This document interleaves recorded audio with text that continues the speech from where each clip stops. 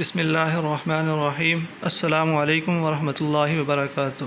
Welcome to be love honey, be organic, be healthy. امید کرتا ہوں سب دوست خیریت سے ہوں گے۔ ہم نے آپ سے پچھلے لیکچرز کے اندر بات کی تھی شہد کی مکھی کی اقسام کے بارے میں۔ ہم نے آپ کو بتایا تھا کہ پاکستان میں قدرتی طور پر مکھی کی 3 اقسام پائی جاتی ہیں اور جو چوتھی قسم ہے وہ امپورٹڈ ہے۔ اور اس کے بعد ہم نے آپ کو ایک چھتے کے اندر جو ارکان ہوتے ہیں ان کے بارے میں تفصیل سے بتایا تھا کہ ایک چھتے کے اندر 3 طرح کی مکھیاں ہوتی ہیں۔ پہلے نمبر پر کوئین ہوتی ہے اور ایک چھتے کے اندر ہمیشہ ایک کوئین ہوتی ہے۔ اس کے بعد ڈرونز ہوتے ہیں اور پھر ورکرز بی، اور ورکرز بی چھتے کی آبادی کا تقریباً 99% ہوتی ہیں۔ آج ہم بات کریں گے بی فارمنگ کے لیے ضروری سامان کے حوالے سے۔ اگر آپ پروفیشنلی بی کیپنگ یا بی فارمنگ کرنا چاہ رہے ہیں تو آپ کو کن چیزوں کی ضرورت ہوگی، آج ہم اس ویڈیو کے اندر ڈسکس کریں گے۔ سب سے پہلے آپ کو بی ہائیو یا بی باکس یا جسے مگس دان کہا جاتا ہے وہ ہونا بہت ضروری ہے، جس کے اندر آپ مکھیاں اپنی پالیں گے۔ اس کے بعد آپ کے پاس ہائیو ٹول اور ہائیو سکریپر یا کھرچنی ہونی چاہیے، جس سے آپ مختلف کام لیتے ہیں۔ مثال کے طور پر پروپولس وغیرہ جو ہوتی ہے اس کی صفائی کے لیے یہ ٹول بہت ضروری ہوتا ہے۔ اس کے بعد آپ کے پاس بی ویل یعنی جالی دار ٹوپی کا ہونا بہت ضروری ہے، تاکہ جب آپ انسپیکشن کریں، مکھیوں کو چیک کریں تو آپ اپنے سر کے اوپر، چہرے کے اوپر یہ ٹوپی لے لیں اور آپ کے چہرے اور خاص طور پر آنکھوں کے اندر مکھی کے ڈنگ کرنے کا کوئی اندیشہ نہ رہے۔ اگر آپ بی ویل استعمال نہیں کرتے اور خدا نخواستہ مکھی آپ کی آنکھ میں کاٹ لیتی ہے، ڈنگ مارتی ہے، تو اس سے آنکھ کے ضائع ہونے کا بھی خدشہ ہے۔ اس لیے جالی دار ٹوپی ہونا بہت ضروری ہے۔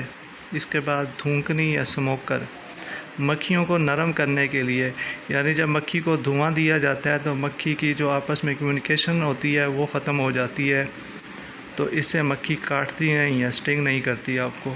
تو سموکر کا ہونا بھی بی فارمنگ کے اندر بہت ضروری ہے، مطلب بی انسپیکشن کے دوران سموکر کا استعمال ضروری ہوتا ہے۔ گلوز، بی گلوز یا دستانے، مکھی کو ہینڈل کرنے کے لیے یا بی فارمنگ کے دوران مطلب انسپیکشن کے دوران آپ کو دستانے بھی پہننے ضروری ہیں، تاکہ مکھی آپ کے ہاتھوں اور انگلیوں پر نہ ڈنگ کر سکے۔ مکھی عام طور پر چیک کرتے ہیں تو مکھی سب سے زیادہ جس جگہ پہ کاٹتی ہے وہ ہے آپ کے انگوٹھے اور ہاتھ کی انگلیاں۔ اس کے علاوہ سوارم کیچنگ باسکٹ، یعنی جب مکھی تعداد میں زیادہ ہوتی ہے یا تو وہ سوارم کرتی ہے، مطلب بچہ بھی جسے کہتے ہیں بچہ نکالنا۔ عام طور پر مارچ اپریل کے اندر مکھی سوارم کرتی ہے، اور بعض دفعہ کئی اور وجوہات بھی ہوتی ہیں جن کی وجہ سے مکھی اپنا باکس چھوڑ کر قریب کے کسی درخت پر جا کر بیٹھتی ہے، تو اس کو پکڑ کر اتار کر دوبارہ باکس میں یا نئے باکس میں شفٹ کرنا، یہ بھی ایک ٹیکنیکل کام ہے، اور اس کے لیے ہمیں سوارم کیچنگ باسکٹ چاہیے ہوتی ہے، جسے اردو کے اندر محال گیر ٹوکری کہا جاتا ہے۔ اس کے علاوہ آپ کے پاس کوئین کیج کا ہونا ضروری ہے، یعنی ملکہ مکھی کا پنجرہ۔ اس کے اندر آپ دیکھ سکتے ہیں کہ ملکہ کو پکڑ کر ہم قید کر دیتے ہیں، اور جب ملکہ کو جس جگہ پہ رکھتے ہیں پھر سبھی ورکرز بھی اور باقی جتنا بھی مطلب مکھیوں کی جتنی بھی مکھیاں ہوتی ہیں وہ ساری ملکہ کے پاس آ جاتی ہیں، تو اس لیے کوئین کیج ہونا بہت ضروری ہے۔ اور بعض دفعہ کسی بیماری کی وجہ سے بھی ہم کوئین کو کیج کر دیتے ہیں تاکہ وہ انڈا نہ دے سکے اور چھتے کے اندر بیماری نہ آئے۔ ان کیپنگ نائف یعنی موم تراش،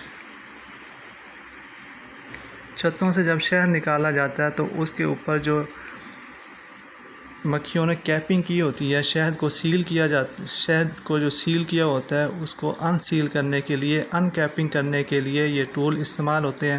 یہ مختلف طرح کے ہو سکتے ہیں، یہ چھری نما بھی ہو سکتے ہیں اور یہ کنگھی نما بھی ہو سکتے ہیں۔ اس کا مقصد ان کیپنگ ہے، مطلب جو سیلڈ شہد ہے اس کی اوپر سے سیل اتارنا، صرف اس کا مقصد ہوتا ہے، اور یہ بہت ضروری ہے بی فارمنگ کے۔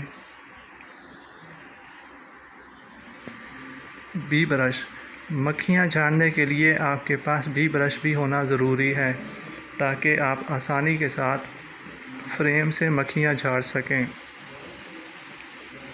اس کے علاوہ شہد نکالنے کے لیے آپ کے پاس ہنی ایکسٹریکٹر ہونا ضروری ہے، یعنی شہد کشی کی مشین۔ دیسی جو شہد توڑا جاتا ہے اس کے اندر تو یہ ہوتا ہے کہ پورا چھتا توڑ دیا جاتا ہے اور اس چھتے کو نچوڑ دیا جاتا ہے، لیکن جب بی فارمنگ کی جاتی ہے تو ہم چھتا ضائع نہیں کرتے، بلکہ جو شہد کی مکھی کا چھتا ہوتا ہے جسے ہم فریم کہتے ہیں، جس کے اندر شہد ہوتا ہے، تو اس چھتے کو، اس فریم کو ہم ایک مشین کے اندر ڈالتے ہیں جس کے اندر ہوا کے پریشر سے جب اس کو ہم گھماتے ہیں تو ہوا کے پریشر سے سارا شہد نکل کر اس کی دیواروں پر لگتا ہے اور وہ نیچے پیندے کے اندر اکٹھا ہو جاتا ہے۔ اس سے ہمیں یہ فائدہ ہوتا ہے کہ چھتا ہمارا ضائع نہیں ہوتا، کیونکہ ایک چھتا بنانے میں، 1 پاؤنڈ چھتا بنانے میں تقریباً 8 پاؤنڈ جو شہد ہے وہ مکھی استعمال کرتی ہے۔ تو اس سے ہمیں یہ ہوتا ہے کہ ہم کافی دنوں کے لیے، یا کہہ لیں کہ کئی بار ایک ہی چھتے سے ہم ہارویسٹ لے سکتے ہیں۔ اس کے علاوہ پولن ٹریپ، پولن اکٹھا کرنے کے لیے پولن ٹریپ کا ہونا بھی ضروری ہے۔ پولن، جیسا کہ آپ جانتے ہیں کہ سارا سال پولن نہیں آتا، تو جب ہمارے پاس عام طور پر سرسوں کے موسم میں پولن بہت زیادہ آ رہا ہوتا ہے تو اس دوران ہم باکسز کے آگے پولن ٹریپ لگا لیتے ہیں تاکہ ہم پولن اکٹھا کر سکیں، اور جب آف سیزن ہو، جب پولن نہ آ رہا ہو، تو اس دوران مکھیوں کو پھر پولن فیڈ کرایا جاتا ہے تاکہ جو کوئین ہے وہ ایگ لیئنگ کرتی رہے، وہ انڈا دیتی رہے، اور باکس کی مکھیوں کی تعداد وہ اچھی خاصی رہے، وہ مکھی کمزور نہ ہو۔